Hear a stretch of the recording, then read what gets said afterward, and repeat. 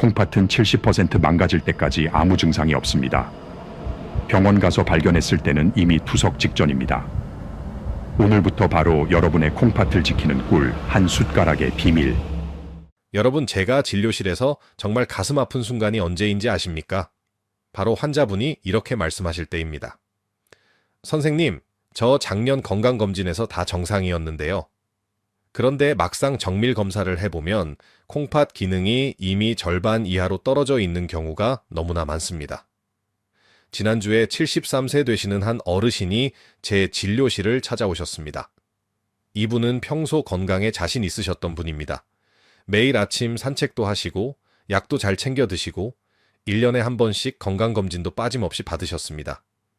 그런데 어느 날 아침 소변을 보시다가 깜짝 놀라셨습니다. 병이에 비누 거품처럼 하얀 거품이 가득 차 있는 겁니다. 아침에만 그런가 싶어서 점심때도 확인해 보셨는데 똑같았습니다. 그제서야 부랴부랴 병원을 찾으셨고 검사 결과는 충격적이었습니다. 단백뇨가 나오고 있었고 콩팥 기능 수치가 정상인의 60% 수준까지 떨어져 있었던 겁니다. 더 놀라운 건 이 어르신이 단 6개월 전 건강검진에서는 모든 수치가 정상이었다는 점입니다. 어떻게 이런 일이 가능할까요? 사실 이건 드문 일이 아닙니다. 통계를 보면 70세 이상 어르신 3명 중 1명이 만성 콩팥병을 앓고 있습니다. 그런데 이 중 대부분은 본인이 콩팥병을 앓고 있다는 사실조차 모릅니다. 왜 그럴까요? 콩팥은 의학계에서 침묵의 장기라고 부릅니다. 간이 침묵의 장기라는 말은 많이 들어보셨을 텐데 사실 콩팥은 간보다 훨씬 더 조용합니다. 콩팥은 전체 기능의 70%에서 80%가 망가질 때까지 거의 아무런 증상을 보내지 않습니다. 마치 성실한 직원이 과로로 쓰러지기 직전까지 아무 내색 없이 일하는 것과 똑같습니다. 그러다가 어느 순간 갑자기 콜록 쓰러지는 겁니다. 그때는 이미 돌이킬 수 없는 상태가 되어 있습니다. 한 번 망가진 콩팥은 다시 되돌릴 수 없습니다. 이건 제가 아무리 명의라 해도 마찬가지입니다. 콩팥이 완전히 망가지면 평생 기계에 의존해서 피를 걸러내는 투석을 받아야 합니다. 일주일에 3번씩 병원에 가서 4시간씩 기계에 연결되어 있어야 하는 겁니다. 여행도 마음대로 못 가고 먹고 싶은 것도 마음대로 못 먹고 물조차 하루에 마실 수 있는 양이 정해져 있습니다. 하지만 오늘 제가 여러분께 희망적인 소식을 전해드리려고 합니다. 서울대 연구팀이 밝혀낸 놀라운 사실이 있습니다. 우리가 흔히 알고 있는 꿀, 그 달콤한 꿀 한 숟가락이 콩팥 건강을 지키는데 엄청난 효과가 있다는 겁니다. 그런데 여기에는 비밀이 하나 있습니다. 꿀을 그냥 먹으면 안 되고 꿀과 함께 반드시 먹어야 하는 이것이 있습니다. 이 조합을 제대로 알고 실천하시면 지금 이 순간부터라도 여러분의 콩팥을 보호할 수 있습니다. 아까 말씀드린 73세 어르신도 제가 알려드린 이 방법을 실천하셨습니다. 그리고 3개월 후 다시 검사를 했을 때 단백뇨 수치가 절반으로 줄어들었고 콩팥 기능도 더 이상 나빠지지 않고 유지되고 있었습니다. 이 어르신은 지금 매일 아침 이 방법을 실천하고 계십니다. 오늘 영상에서는 꿀과 함께 먹어야 하는 이것이 무엇인지, 왜 이 조합이 콩팥을 살리는지, 그리고 절대 하지 말아야 할 치명적인 실수 3가지까지 모두 알려드리겠습니다. 여러분의 콩팥을 지킬 마지막 기회입니다. 끝까지 집중해 주십시오. 오늘 영상이 기대되신다면 좋아요 버튼 한번 눌러주세요. 그리고 댓글에 콩팥이라는 2글자만 남겨주세요. 여러분의 작은 참여가 더 많은 어르신들에게 이 소중한 정보를 전하는데 큰 힘이 됩니다. 자, 제가 지금부터 알려드릴 2가지 조합만 제대로 실천하시면 여러분의 콩팥은 지금보다 훨씬 더 오래 건강하게 버틸 수 있습니다. 이건 그냥 건강상식이 아닙니다. 서울대 연구팀이 밝혀낸 과학적 근거가 있는 방법입니다. 첫 번째, 여러분이 내일 아침부터 당장 실천하셔야 할 황금 조합입니다. 미온수 1컵에 꿀 1숟가락, 그리고 레몬즙 반 개 분량을 넣어서 공복에 드십시오. 만약 레몬이 없으시다면 사과 식초 1숟가락으로 대체하셔도 됩니다. 이게 전부입니다. 정말 간단하죠. 그런데 이 간단한 한 잔이 여러분의 콩팥을 지키는 가장 강력한 무기가 됩니다. 왜 그럴까요?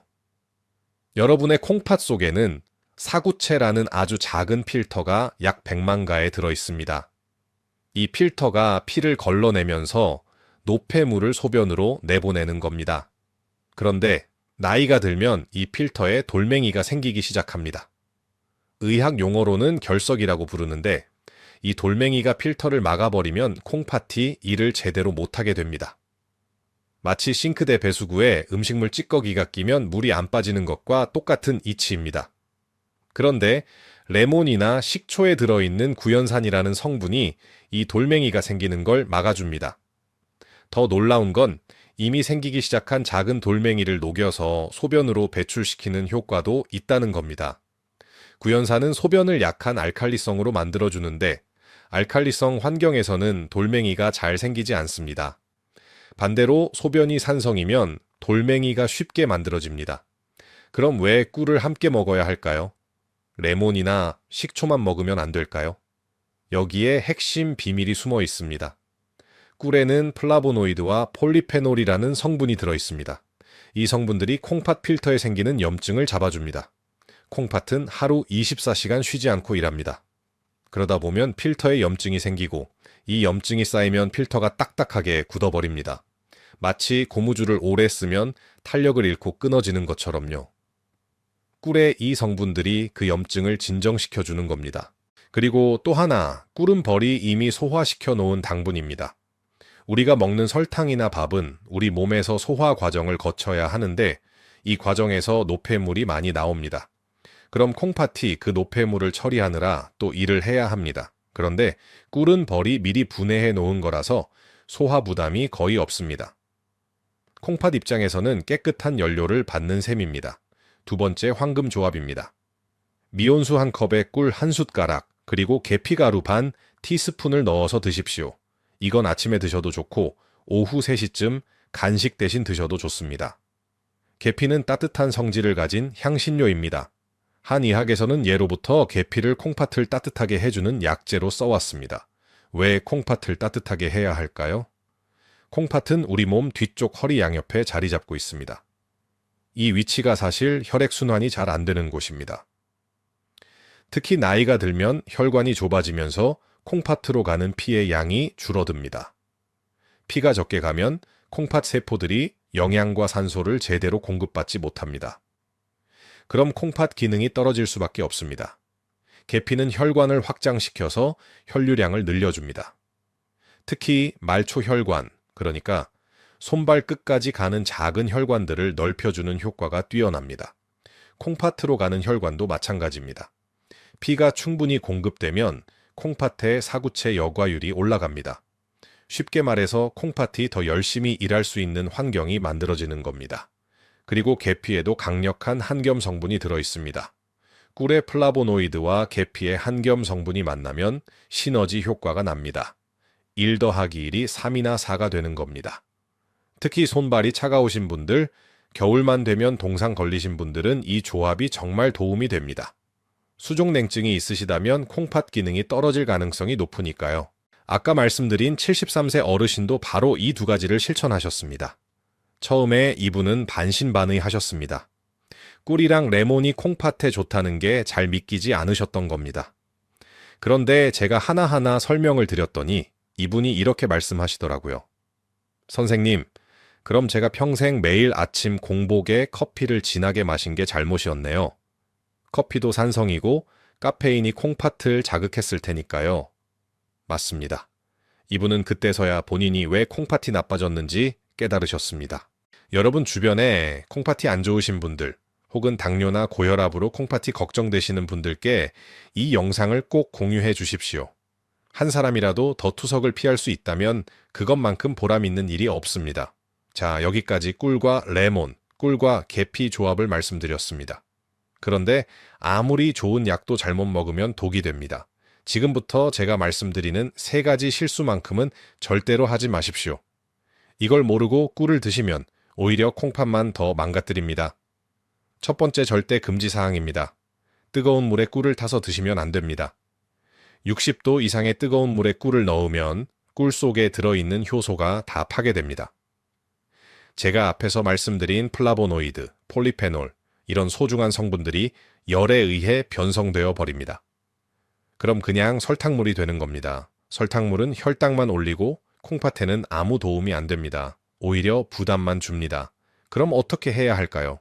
물을 끓인 다음 손가락을 넣어 봤을 때 따뜻하다 싶을 정도로 식힌 후에 꿀을 타십시오. 대략 40도에서 50도 사이면 적당합니다. 입술에 대봤을 때 미지근하게 느껴지는 정도입니다. 이 온도에서 꿀의 성분들이 가장 잘 보존되고 물에도 잘 녹습니다. 두 번째 절대 금지 사항입니다. 사양 벌꿀을 사서는 안 됩니다. 사양 벌꿀이 뭐냐고요? 벌에게 설탕물을 먹여서 만든 가짜 꿀입니다. 요즘 시중에 파는 싸구려 꿀 중에 이런 게 많습니다. 겉으로 봐서는 진짜 꿀과 구별이 안 됩니다. 색깔도 비슷하고 끈적끈적한 것도 똑같습니다. 그런데 이런 꿀에는 제가 말씀드린 유효 성분이 거의 없습니다. 벌이 꽃에서 꿀을 채취할 때 꽃의 영양 성분까지 함께 가져옵니다. 그게 바로 플라보노이드고 폴리페놀입니다. 그런데 설탕물을 먹인 벌은 그냥 설탕을 농축시킨 것밖에 안 됩니다. 이런 꿀을 드시면 혈당만 올라가고 콩팥에는 오히려 독입니다. 특히 당뇨가 있으신 분들은 더욱 조심하셔야 합니다. 그럼 어떻게 진짜 꿀을 구별할 수 있을까요? 가장 확실한 방법은 양봉 농가에서 직접 구입하는 겁니다. 아니면 백화점이나 믿을 만한 브랜드 제품을 사십시오. 값이 좀 비싸더라도 건강을 생각하면 투자할 가치가 있습니다. 그리고 꿀 라벨에 벌꿀의 종류가 적혀 있는지 확인하십시오. 아카시아 꿀, 밤꿀, 야생화꿀 이런 식으로 출처가 명확해야 합니다.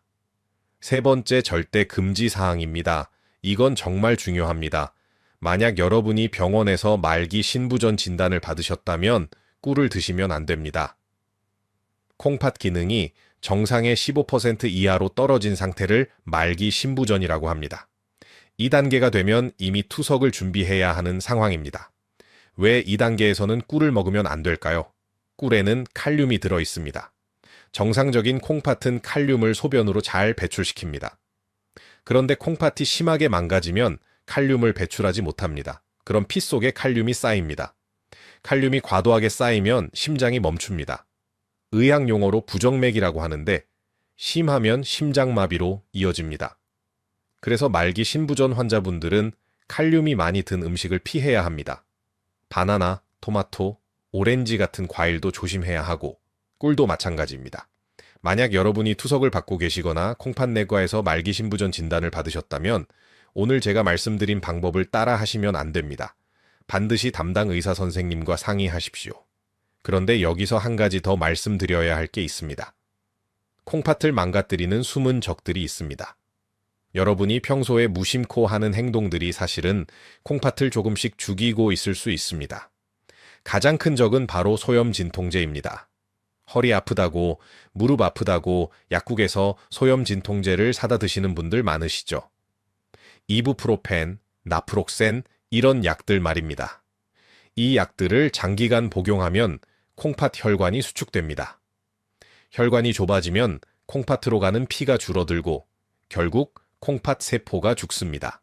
특히 65세 이상 어르신들은 더 조심하셔야 합니다. 나이가 들면 콩팥 기능이 자연스럽게 떨어지는데 여기에 소염 진통제까지 먹으면 속도가 2배로 빨라집니다. 통증이 있으시면 반드시 병원에 가서 정확한 원인을 찾고 의사 처방을 받으십시오. 약국에서 함부로 사다 드시면 안 됩니다. 두 번째 숨은 적은 고단백 식단입니다. 근육을 위해 닭가슴살이나 단백질 보충제를 과하게 드시면 콩팥이 고생합니다. 단백질 분해 시 나오는 질소 노폐물을 처리하느라 콩팥 필터가 손상됩니다. 하루 체중 1kg당 0.8g 정도면 충분합니다. 그리고 한 가지 더, 허리 통증 구별법입니다. 디스크는 움직일 때만 아프지만 콩팥 문제는 가만히 있어도 지속적으로 둔한 통증이 옵니다. 등 뒤, 갈비뼈 아래를 쳤을 때 안쪽으로 울리는 통증이 있다면 콩팥 검사를 받으십시오. 그리고 등 뒤쪽, 갈비뼈 제일 아래 부분을 주먹으로 톡톡 쳐보십시오. 이 부분을 늑골 척추각이라고 하는데 콩팥이 바로 이 뒤에 있습니다. 여기를 쳤을 때 안쪽으로 울리는 통증이 있다면 콩팥 검사를 받아보셔야 합니다. 요롱열석이나 콩팥 염증이 있을 가능성이 높습니다. 마지막으로 정밀 검사에 대해 말씀드리겠습니다. 일반 건강검진에서는 혈청 크레아티닌이라는 수치만 봅니다. 그런데 이 수치는 콩팥이 50% 이상 망가져야 올라갑니다. 그 전까지는 정상으로 나옵니다. 그래서 검진에서 정상이라고 안심하면 안 됩니다. 진짜 초기 단계를 잡으려면 미세알부민뇨 검사를 받으십시오. 소변에 아주 미세한 단백질이 나오는지 확인하는 검사입니다. 이게 나오면 콩팥 필터에 구멍이 생기기 시작했다는 신호입니다. 그리고 시스타틴C 검사도 받으십시오. 이건 혈청 크레아티닌보다 훨씬 더 민감하게 콩팥 기능을 평가합니다. 아까 말씀드린 73세 어르신도 처음 건강검진에서는 크레아티닌이 정상이었습니다. 그런데 미세알부민뇨 검사를 했더니 양성으로 나왔습니다. 그때서야 문제를 발견한 겁니다. 이분은 그때 이렇게 말씀하셨습니다. 선생님, 제가 매일 아침 공복에 커피를 진하게 마시고 운동한다고 단백질 보충제를 먹었던 게 다 화근이었네요. 저는 건강을 지키는 줄 알았는데 오히려 콩팥을 망가뜨리고 있었습니다. 맞습니다. 좋다는 것도 과하면 독입니다. 그래서 정확한 지식이 필요한 겁니다. 지금 바로 구독 버튼과 알림 설정 버튼을 눌러주세요. 여러분의 건강을 지키는 정보를 계속 받아보실 수 있습니다. 구독자 여러분이 있기에 제가 이렇게 좋은 정보를 계속 나눌 수 있습니다. 자, 여기까지 이론은 충분히 말씀드렸습니다. 이제 가장 중요한 실전입니다. 구체적으로 언제, 어떻게 드셔야 하는지 하루 일과표를 만들어 드리겠습니다. 이대로만 따라 하시면 됩니다. 아침 6시, 기상하시면 가장 먼저 하실 일입니다. 세수하기 전에, 양치하기 전에 물 한 컵을 미지근하게 드십시오. 그리고 꿀 한 숟가락과 레몬 반 개를 짜서 넣으십시오. 레몬이 없으면 사과 식초 한 숟가락으로 대체하시면 됩니다.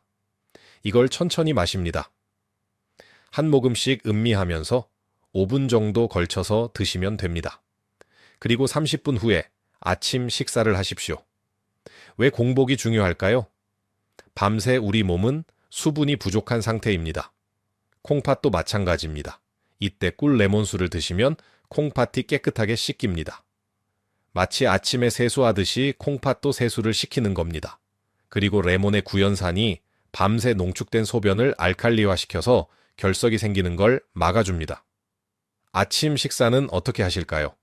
밥 한 공기에 된장찌개, 나물 반찬 이 정도면 충분합니다. 여기서 중요한 건 짜지 않게 드시는 겁니다. 소금을 많이 먹으면 콩팥이 그걸 배출하느라 고생합니다. 된장찌개도 물을 좀 더 넉넉히 부어서 국물을 싱겁게 만드십시오. 김치도 물에 한번 헹궈서 드시면 염분이 줄어듭니다. 오전 10시쯤 꿀 계피차를 한 잔 드십시오.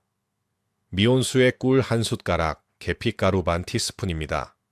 점심은 저염 식단으로 가십시오. 국물 요리는 건더기 위주로 드시고 단백질은 생선 한 토막이나 두부 반모 정도면 충분합니다. 오후 3시쯤에는 과자 대신 사과나 배 반 개 정도 드십시오. 저녁은 6시에 드시면 됩니다. 저녁도 아침, 점심과 비슷하게 저염 식단으로 가십시오. 그리고 저녁은 좀 가볍게 드시는 게 좋습니다. 밥을 평소에 3분의 2 정도만 드시고 채소 반찬을 더 많이 드십시오. 콩팥은 밤에도 일을 합니다. 저녁을 과하게 드시면 밤새 콩팥이 고생합니다. 잠들기 1시간 전, 그러니까 밤 10시쯤 꿀물을 한 잔 더 드십시오. 이번엔 레몬이나 계피 없이 꿀만 미온수에 타서 드시면 됩니다. 꿀 반 숟가락 정도로 적게 넣으십시오. 이게 밤사이 혈당을 안정시켜줍니다. 혈당이 안정되면 스트레스 호르몬이 덜 나오고 그럼 밤에 소변 보러 일어나는 횟수가 줍니다. 이제 여러분이 궁금해하실 만한 질문 3가지에 답변 드리겠습니다. 첫 번째 질문입니다. 선생님, 저는 당뇨병이 있는데 꿀을 먹어도 되나요? 이 질문 정말 많이 받습니다. 결론부터 말씀드리면 당뇨병 환자분도 꿀을 드실 수 있습니다. 단, 양을 조절하셔야 합니다. 하루 꿀 섭취량을 2숟가락 이하로 제한하십시오. 그리고 반드시 식사 후나 다른 음식과 함께 드십시오. 공복에 꿀만 드시면 혈당이 급격히 올라갑니다. 당뇨병 환자분들은 혈당 측정기로 꿀을 드신 후 혈당을 체크해 보십시오. 만약 혈당이 200 이상으로 올라간다면 꿀의 양을 더 줄이시거나 담당 의사 선생님과 상의하십시오. 그리고 설탕이나 과자를 드시는 것보다는 꿀이 훨씬 낫다는 점 기억하십시오. 꿀은 혈당 지수가 설탕보다 낮고 유익한 성분들이 들어 있습니다.